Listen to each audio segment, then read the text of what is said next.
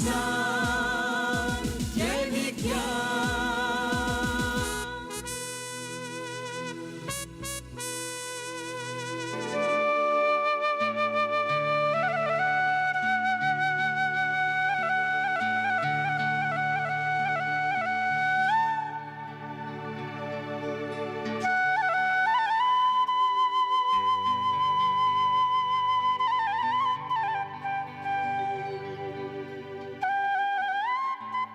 बढ़ती हुई वैश्विक जनसंख्या और लगातार कम होती खेती योग्य जमीनों की जोत ने आम आदमी को तो सोचने के लिए मजबूर ही कर दिया है।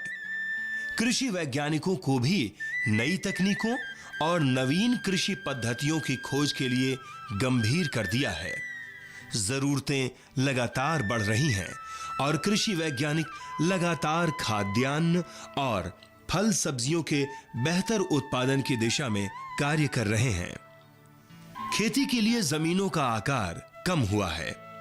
उसका एक बड़ा कारण है व्यवसायीकरण और शहरीकरण के चलते नई इमारतें और लगातार बनते नए घर। नए घरों के बनने से लोगों को छत तो मुहैया हो रही है, लेकिन ताजा फल सब्जियों की उपज और पूर्ति जरूरत के मुताबिक नहीं हो पा रही है। इन समस्याओं से निजात पाने के लिए कृषि वैज्ञानिकों ने एक नई तकनीक को खोजा है, जिसे हम हाइड्रोपोनिक्स या बगैर मिट्टी की खेती के नाम से जानते हैं। नई तकनीक हाइड्रोपोनिक्स या बगैर मिट्टी की खेती। किसान भाइयों, इस नई तकनीक की सहायता से फल या सब्जियों की खेती के लिए मिट्टी की जरूरत नहीं होती है। इस तकनीक से फल सब्जी उत्पादन के लिए बड़े खेतों या बड़ी जगह की भी जरूरत नहीं होती, बल्कि इस तकनीक की सहायता से लोग अपने खाली पड़े लॉन या बालकनी या फिर पक्की छतों पर फल सब्जियों का उत्पादन कर सकते हैं। इस नई तकनीक की सहायता से रसभरी, स्ट्रॉबेरी, टमाटर, कद्दू, खीरा, मिर्च, धनिया, करेला और लौकी के अलावा विभिन्न प्रकार के साग भी उगा सकते हैं। किसान भाइयों, हाइड्रोपोनिक्स तकनीक से फल सब्जी उत्पादन के लिए नर्सरी तैयार करने का तरीका भी आम तरीकों से बिल्कुल अलग है। इस तकनीक में स्पंज के माध्यम से पौधों को उगाया जाता है। स्पंज को सोडियम, पोटेशियम और फास्फोरस के घोल के अलावा सूक्ष्म तत्वों जैसे बोरान और कैल्शियम के घोल से भिगो दिया जाता है। स्पंज के कटे हुए हिस्सों में नर्सरी के बीजों को डाल दिया जाता है और लगभग 6 से 7 दिनों के बाद पौधे स्पंज से निकालने लायक हो जाते हैं।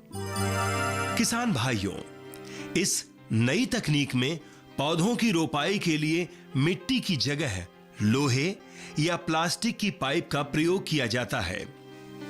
इन पाइप्स में बराबर दूरी पर छेद रूपी संरचनाएं काट ली जाती हैं।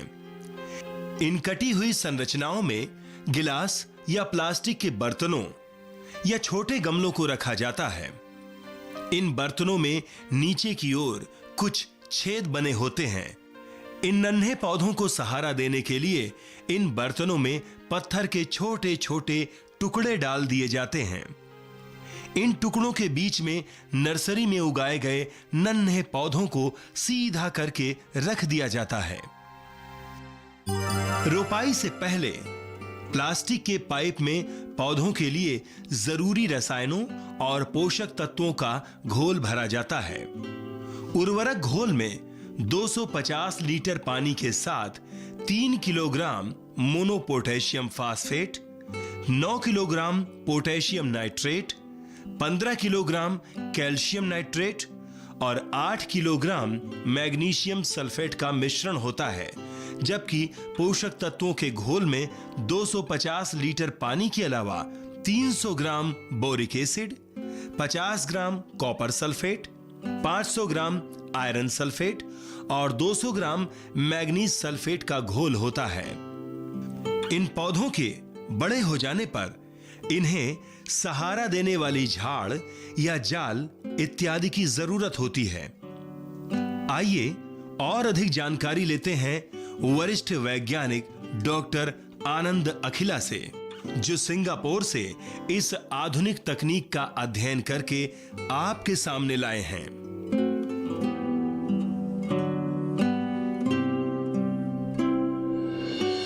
किसान भाइयों, आज हम आपको हाइड्रोपोनिक्स विधि से खेती करने का तरीका बताने जा रहे हैं। हाइड्रोपोनिक्स अर्थात बिना मिट्टी के खेती।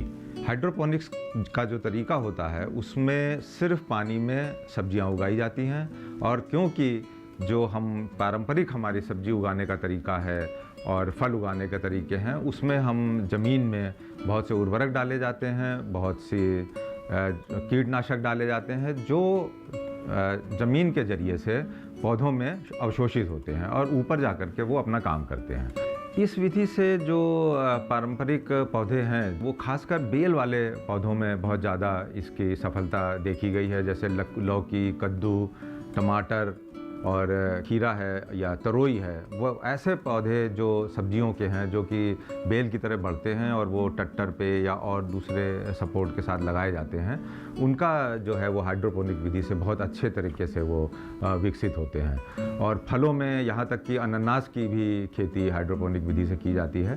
तो विशेष बात ये है कि एक तो इनका फार्म में बड़े स्केल पर भी ये पौधे लगाए जा सकते हैं, और जो घरों में जो लोग सब्जियां उगाते हैं, बालकनी में उगाते हैं या गमलों में उगाते हैं, उनके लिए भी ये विधि बहुत कारगर है, और वो जैसा चाहें उस तरीके का पदार्थ सब्जियों से प्राप्त कर सकते हैं। उनकी पौष्टिकता उसी तरीके से बढ़ सकती है। तो आइए मैं दिखाता हूँ आपको कि प्रयोगशाला में किस तरीके से इन पौधों को बढ़ाया जाता है, उनको पाला पोसा जाता है। सबसे पहले एक फोम का टुकड़ा लेते हैं और उसमें छोटे छोटे कट लगा लेते हैं, और उन कट्स में जिस चीज़ को भी उगाना है, जैसे धनिया के बीज हैं या प्याज का पौध लगानी है, उस तरीके के बीज उसमें बो दिए जाते हैं, और उसमें फोम को पानी से एक स्प्रे से या फिर गिलास से भी डाल सकते हैं, और फोम को नम कर दिया जाता है, और उसको रोज़ थोड़ा थोड़ा पानी से मॉइस्ट रखा जाता है। इस तरह से इसको नमी देने के बाद छोड़ दिया जाता है, और जैसा भी हमने जो भी चीज़ लगाई है उनकी एक जर्मिनेशन का टाइम होता है, मतलब पौधे अंकुर फूटने का समय होता है। कुछ अंकुर 7 दिन में निकलते हैं, 15 दिन में, 1 महीने तक। और जब अंकुर फूट जाते हैं उसके बाद जब लगभग करीब 1 इंच का पौधा हो जाती है, यानी कि पौध निकल आती है, तो उनको धीरे धीरे से आप कैंची से छोटे छोटे टुकड़ों में उन पौधों को अलग कर लेते हैं। जब ये पौध निकल जाती है तो इनकी जड़ें जैसे मिट्टी में फैलती हैं, उसी तरह से वो फोम में फैल जाती हैं। फिर हम एक गमला लेते हैं, और ये गमले विशेष तरह के होते हैं। जो हमारे आमतौर से जो गमले होते हैं वो सब तरफ से बंद होते हैं, ये जालीदार गमले हैं। तो अब इसमें हम जैसा भी आपकी पौध है, जिस तरीके का भी आपने साग सब्जी है या फल है या पौधा है जो लिया है, उस तरह से इनमें लगा देते हैं एक सपोर्ट के साथ। फिर इसमें हम एक वो न्यूट्राइंट सोल्यूशन बनाते हैं, मतलब वो घोल बनाते हैं पौष्टिक पदार्थों का जो हम पौधों को देना चाहते हैं, जैसे कि बोरन है, जिंक है,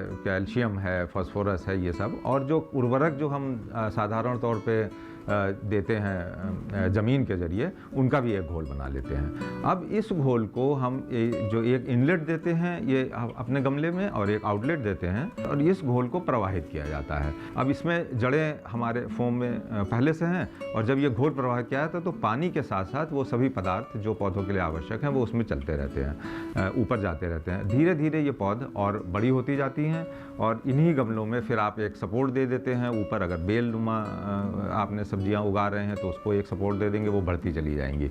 और अब इसको जब घर में करते हैं या फार्म पे करते हैं तो नीचे से तो आपने सारी सुरक्षा कर ली, और सब तरीके का आपको शुद्ध बिल्कुल जो है वो एनवायरनमेंट मिल गया। और अब ऊपर से बचाने के लिए आप इसके ऊपर एक नेट लगा सकते हैं जहाँ कहीं भी इसकी खेती कर रहे हैं। आजकल पॉली हाउस आते हैं, पॉली नेट्स आते हैं, जिससे कि बाहर से भी जो कीड़े पतंगे या चिड़िया आ जाती हैं तो वो नेट लगा लें मच्छरदानी की तरीके का, तो उससे भी आपकी पूरी बचत हो जाती है, कोई पोल्यूशन नहीं मिलता। आप सरसों भी उगा सकते हैं, प्याज उगा सकते हैं, साग और जो बेल वाले फल हैं वो बहुत आसानी से उग जाते हैं।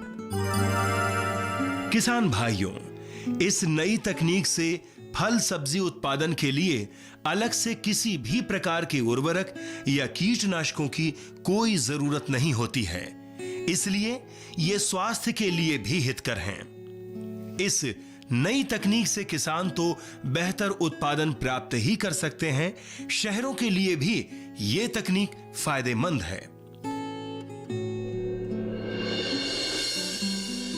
भारत में अनेकों तरह की जड़ी बूटियां या औषधियां पाई जाती हैं। इन्हीं औषधियों में से एक औषधि है पीपली। जय किसान जय विज्ञान।